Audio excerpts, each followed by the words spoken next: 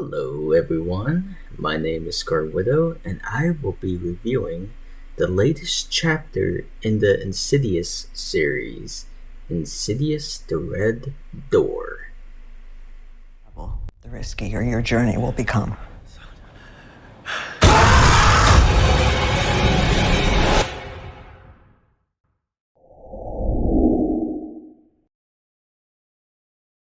9 years after shutting the Monsters Inc. door to the dimension known as the Further, Dalton makes the big leap in his life to the college level of the simulation. Having no recollection of the past encounters with the evil entities from the Further, Dalton and his father Josh go on in a life that is troubled to say the least.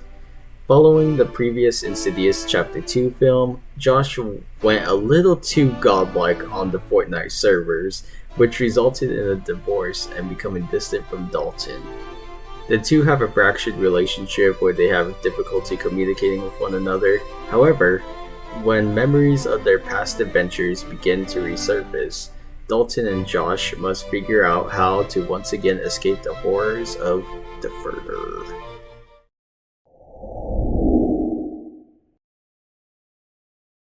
I don't think I am the only person in the Fairy Tale Guild to wonder how the fuck Blumhouse would continue the Insidious series in a believable and smart way.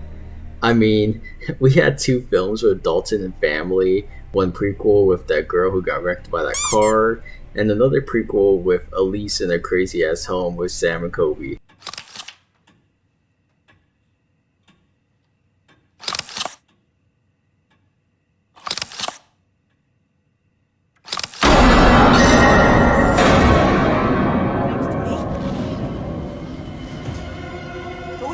Out there, and I tried to tell you about it, but you didn't listen. None of this would have happened if you had just listened to me. If you even cared, you'd actually feel it. Let me think. The body is made up of energy. Where does that energy go when we die? We can call Elise. However, when I heard that not only were the core cast reprising their roles, such as Ty Simpkins, Patrick Wilson, and Rose Byrne, but also James Wan and Leigh Whannell were returning to produce this film, my hopes were quite high for The Red Door. Not to mention, Patrick Wilson was going to sit in the director's throne for the first time ever. That being said, I think the way they handled the continuation of the story with Dalton family was the best option to go forward. Without getting into heavy spoilers right now, I found the decision of separating Josh and Renee to be fitting, since the latter would justifiably not want her children to be under the constant threat of the possibility of Josh being possessed again.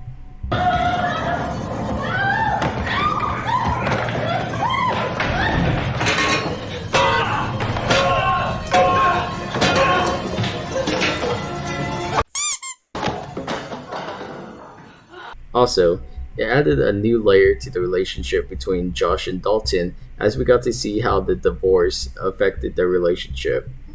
Josh and Dalton always seemed to be best buds in the previous two appearances, so getting the chance to see how a life-altering event affected them in a way where they have a small amount of animosity towards each other was fresh. I will touch upon this later in more detail, but as for the spoiler-free section, I will say that I wish we got more interaction between Dalton and Josh before the threat begins, as it would have added a little more flavor to the plot.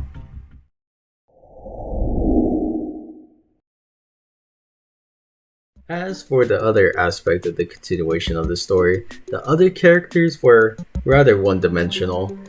Outside of Dalton and Josh, all the other characters were hollow and made of glass bones and paper skin. Every morning I break my legs, and every afternoon I break my arms.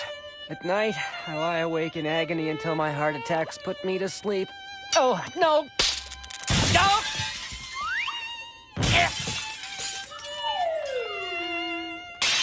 Ow. I did not really care for the other characters, which is a major negative aspect for a horror film, especially if you want to put these people under constant danger. When the characters were in danger, I did not feel attached to these people at all, nor did I care on whether or not they were going to make their end. While shit was hitting the fan, I literally felt like Drago when the film was playing the whole, "Oh, are they gonna make it? Oh my god, they're going to die, holy fucking shit." The only ones I did absolutely care about were Dalton and Josh, but that's because we literally known them for 12 years. I swear, if this film was the first time I met these two, I probably would not have cared for them either, because this installment was by far the weakest representation.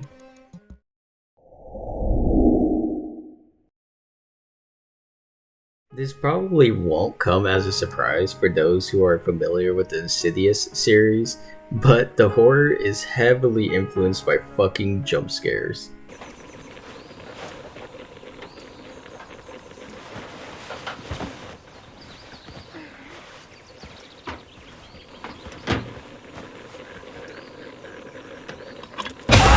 Oh, what the fuck is that? You're like...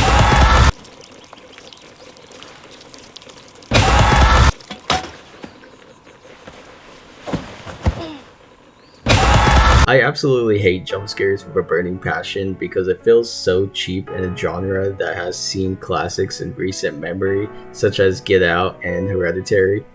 While I did watch every Insidious film and know they always relied on stupid jump scares, I thought since horror started to become stylish like Cher from Clueless in recent years, that Insidious The Red Door would adapt to be more smart in their approach to scare the audience. I mean, I get up, I brush my teeth, and I pick out my school clothes.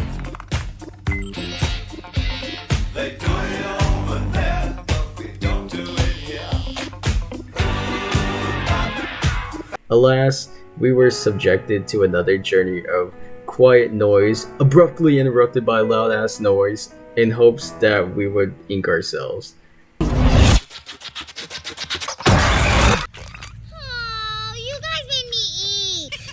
The only real reaction they got out of me was I was a dummy and ate a peanut M&M at the wrong time and almost choked on it when the beat dropped for the scare. Something's getting closer to me.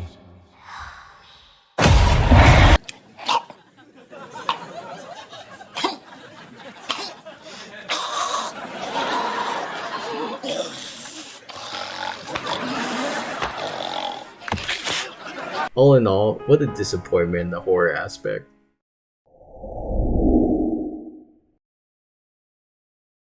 Now I want to touch upon the plot in all its glory. When the film began with the indication of the plot taking on the slow burn approach, I was really into it. I enjoyed the aspect of Dalton and Josh having a hard time connecting when the former was moving into his dorm and when they didn't know how to communicate through text. It was really relatable to the common young adult growing out of a chapter of their life and onto a new endeavor, with their parent not necessarily knowing how to cope with the circumstances of this new chapter.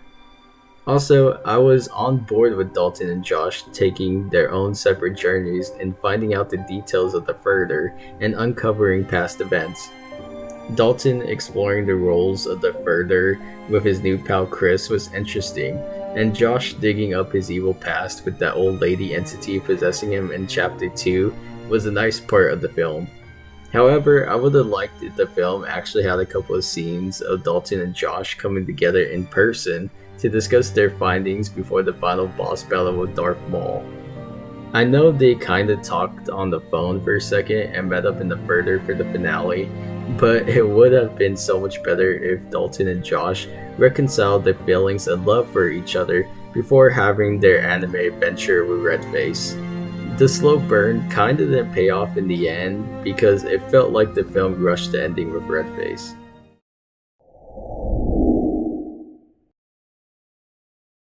Delving more into Redface, he was such a non-threat in this film. I was so disappointed by the presence of him in the film, as he didn't feel as dangerous as he was in the previous installments.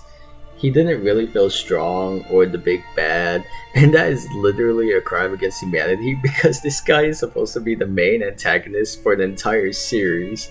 That's like fucking up Voldemort in the Harry Potter series and the Deathly Hallows. I know I said earlier that Dalton and Josh had a final boss battle, but it wasn't even a battle at all. It was more like they ran away from Redface and then Dalton painted over the red door IRL, while Josh held the real one closed in the further and Redface was defeated. Like, what the fuck? I guess Josh and Dalton pick story difficulty in this RPG. In the end, Redface was just as dumb as his name. Which, fun fact, his actual canon name off the official wiki is the Lipstick Faced Demon. Like, wow, you couldn't come up with a better name. His nickname, Man with Fire on His Face, is better, and that's still stupid.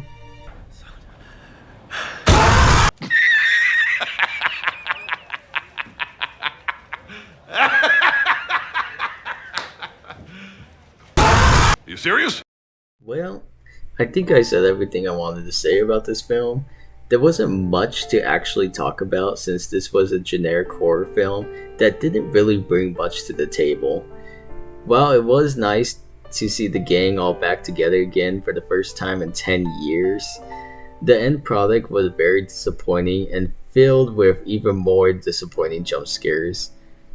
Overall, I give Insidious The Red Door a 3 out of 10.